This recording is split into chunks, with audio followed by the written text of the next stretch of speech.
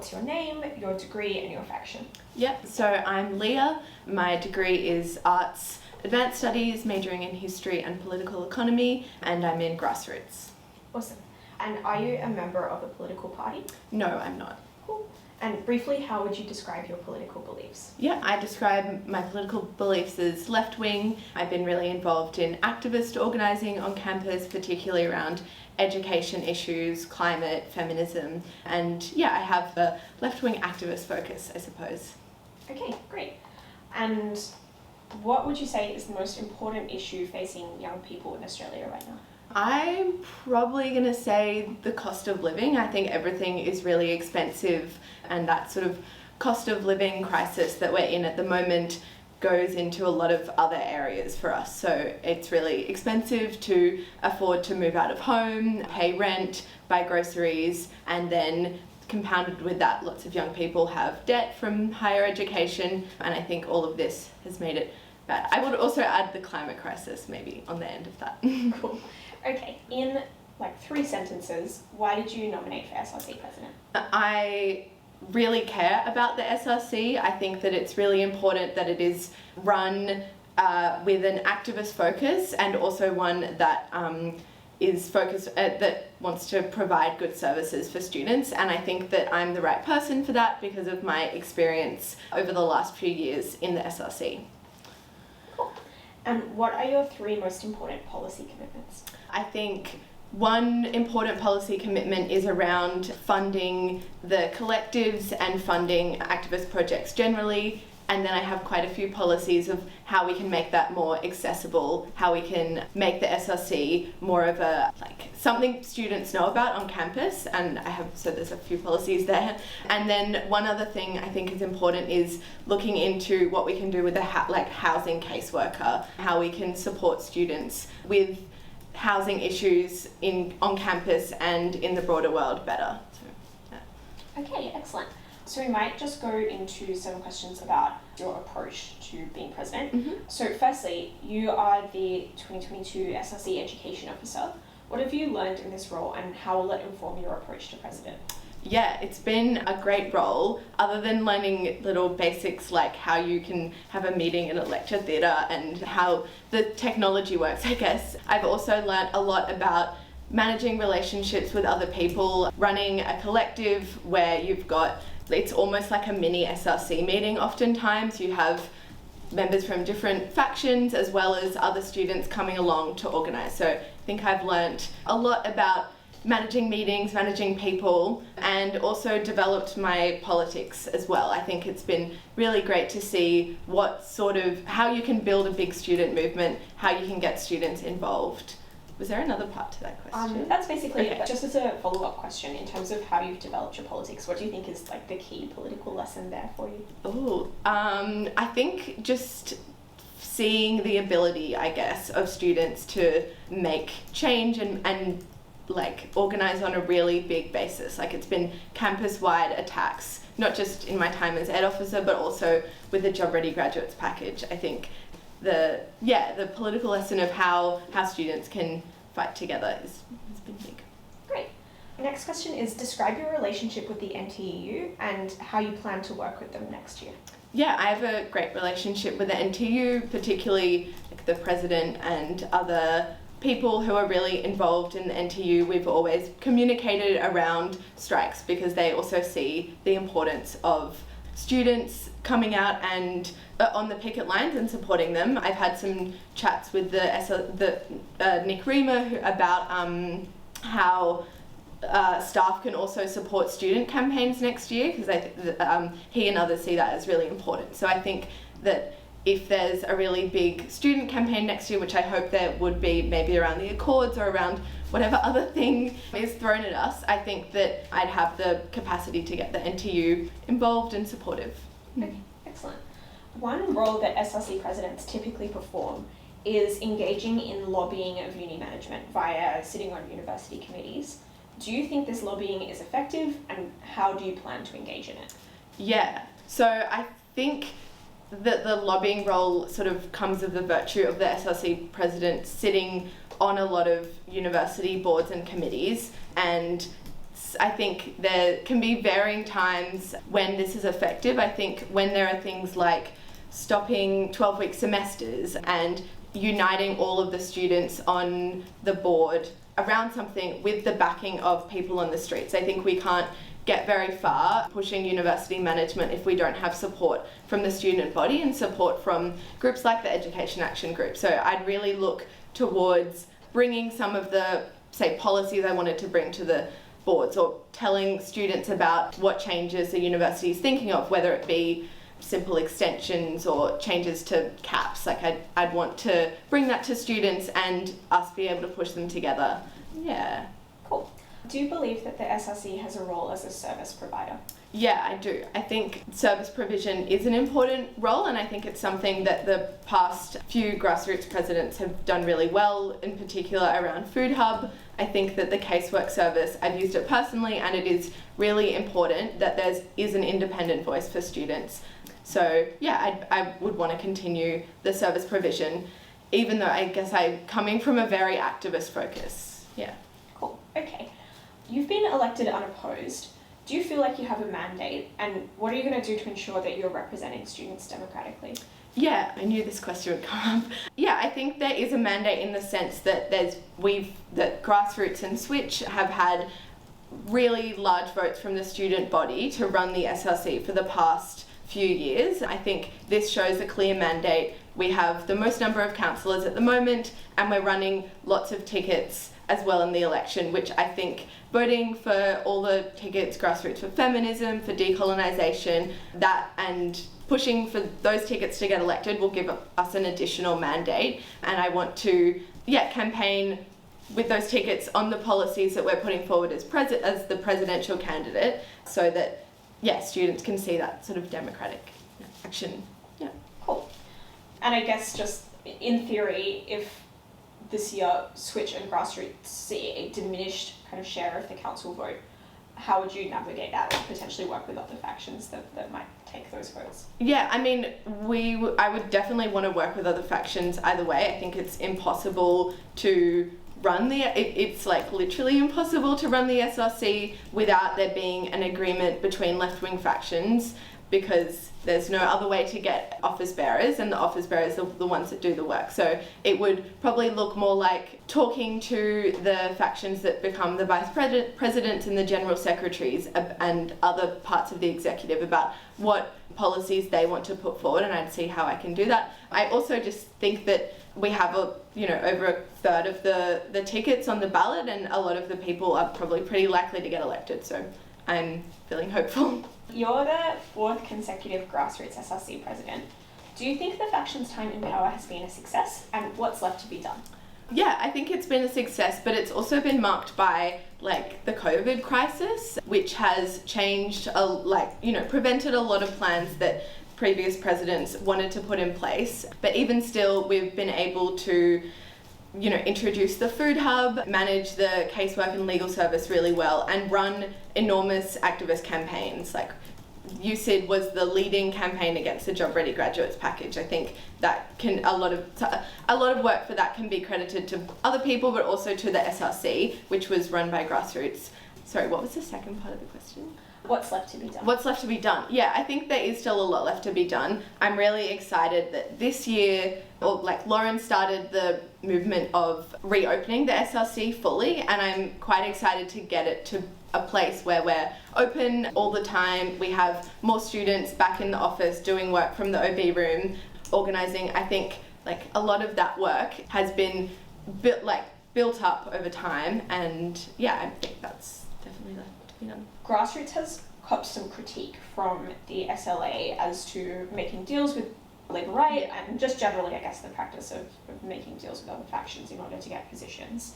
What's your thought on that critique? Yeah, I think the maybe most important thing to say is what I said before, that you can't get a majority of, you need a majority of councillors to be able to secure any paid positions or any positions in the SRC really, and those are the ones that do a lot of work. So I think it's important that we are working with other people who share some sort of vision around like what the SRC should be, and we only work with people we definitely don't work with Liberals. And another important thing to say is, in signing a deal and in making an agreement, there's no level at which we have to endorse their politics. I fully agree with the politics of Labor left and Labor right and social alternative. I think that an independent group is the best group to run the SRC, and a left-wing one, which is what Grassroots is. So I guess it's twofold. One, we want a left-wing SRC, so we need to secure that. And two, it's not an endorsement of politics at all. Okay, awesome. Let's get into some more specific kind of policy questions. So firstly, your policies highlight that you want to run an activist SRC. What do you think are the key challenges facing activists at USyd, and what can you do to fix them? So I think one thing is getting the word out about the activist work we're doing. We do so much work flyering and stalling safe for the EAG this year. I've been involved in a lot of that, but it would be, I want to think of more ways that we can reach other parts of the student body. Some of that is through running rad ed sessions that engage people in different faculties. So we're engaging like the Education Society in rad ed sessions. Other things are having a sort of regular newsletter that's going out to students, having a really, really big presence at Welcome Week and the following weeks when campus is really busy.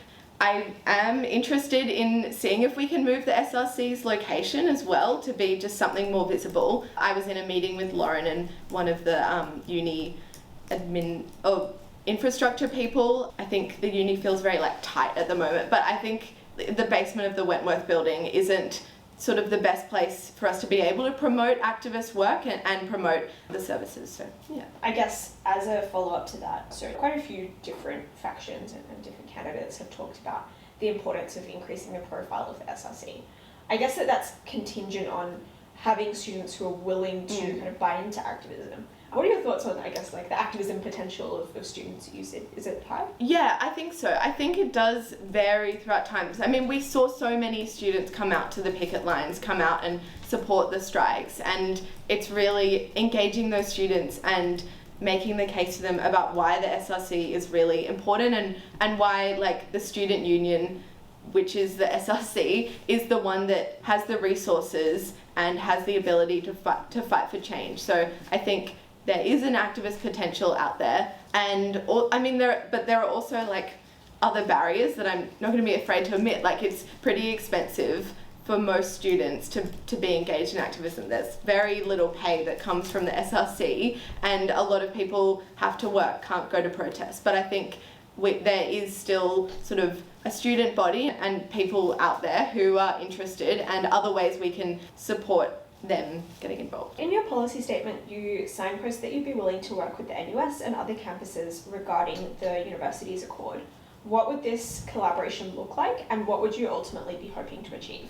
I think working with the NUS is important. They're like the peak student body, but I think we should be critical of the policy direction of the NUS. I think it was really good that this year's education officer, Luke, made a statement about the university's accords and condemning sort of the process at which you're bringing in lots of different people who have very different, I guess, like class interests in the accords, and we should be critical of this like sort of consensus that the Labor government believe that university students and staff can make with management and the government, who've been the ones cutting our education, been the ones charging us really high fees. So I think it would look at a very critical approach, and also one that brings in students if this is possible. Like it would be great if we get really engaged across the campuses, and the NUS can run a campaign about what we're demanding from education. We want free education. I think you could have a really awesome policy around that and really awesome campaign.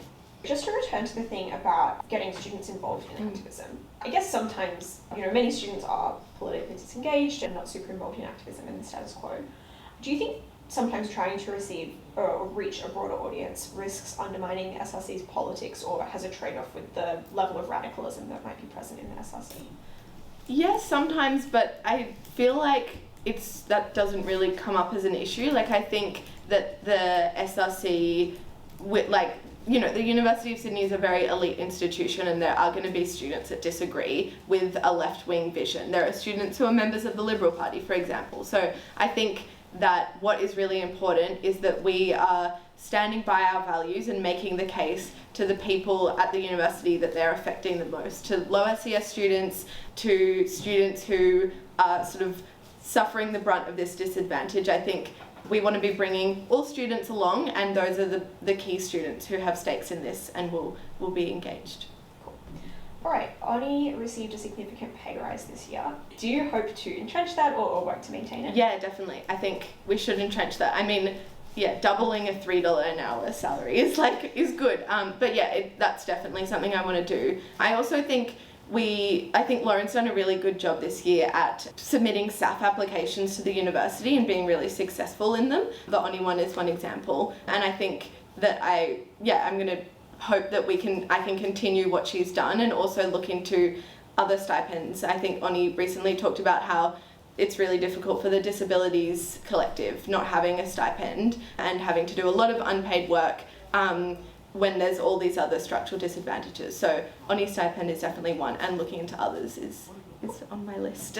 So something which I guess is quite a common argument made by grassroots and by the left generally is that many of the problems that are facing students in higher ed they require radical society-wide solutions, not kind of reformist ones or not ones that are kind of particularly tinkering around the edges. But at the same time, frequently radical student activists are fundamentally calling for reforms. Obviously substantial ones like free education or decasualisation, but reforms from the government or uni management nonetheless. Is there a risk in calling for these kind of things like incrementalism or reformism? And if so, how would you draw the line between this kind of campaign and lobbying? Yeah, I think maybe there's like a strategic, what I see the reason as us calling for a reform, say free education, is that it's something that a lot of students care about. It really affects us and it will make a big change, and it's also how we can reach a pretty big layer of students who have already that is a somewhat radical idea to some people, I guess, but bringing in that layer of students and further having education, radical campaigns about what the bigger systemic problems are. And I think that you can start, personally I started at a stage of we need to divest the university from fossil fuels, and that sort of becomes a bigger idea around we're in a complete climate catastrophe, we need really big change. So I think that there's not a contradiction between the two or a tension, because we can push for one and ultimately be fighting for system change. I guess another kind of question about how we approach students is, it seems like different left-wing factions have slightly different attitudes towards the kind of political arguments you might make to students. Socialist Alternative has been quite critical of trying to make political arguments to conservative students in the hope of winning them over. Do you think that it is worth making those political arguments and trying to kind of win students over who might not have otherwise been persuaded? I think there is use in making those the SRC and making those political arguments to all students, making it really big and clear. I just think that's what we should be doing. I think that there could be some use in conversations with people, but ultimately we're not going to convince the members of the Conservative Club on something, and I think that if we focus on that, it can just be a waste of time. We really should be focusing on the people who didn't go to really expensive private schools and have these conservative views, but we should be focusing on the students who have a bit of a soft spot or care about these issues. But that doesn't mean just ignoring every person. Grassroots and Switch have been quite tumultuous in the last year or so, and also politically quite pluralist faction for a very long time. How do you see that kind of continuing, or what is the kind of current functioning of the faction, I guess, going into these elections? Yeah, there definitely was tumultuous times within Grassroots, I'm sure. I guess at the moment, all of the members of Grassroots are just keen to continue doing a lot of the work we've already been doing in the SRC. Like we've been doing that work either way, I guess I would say, and also improving the way we function. Like it's never going to be perfect in a student situation where you always get like social group tensions and things come in the way, but I think we've been really intentional about, you know, listening to people, calling people in about certain issues, but also about putting forward a left-wing vision, which we think is really important. Like I just hate to see the idea that there wouldn't be a left-wing group on campus that is pluralist, that has space for people with different issues, political opinions, and wants to improve campus and improve the SRC. Like I just think it's really important that Grassroots continues, and we're definitely putting a lot of effort into making sure that we're running a good campaign and that we're the best people for the job. So. Do you have any kind of final words for students, anything you want to add? Yeah, definitely very keen to have an in-person election this year. It's a big difference to what we've done in the past few years, and it'll be great to come out and campaign to people. I think it's a good opportunity for everyone to find out about what the SRC is, and you should vote for Grassroots tickets to support the SRC.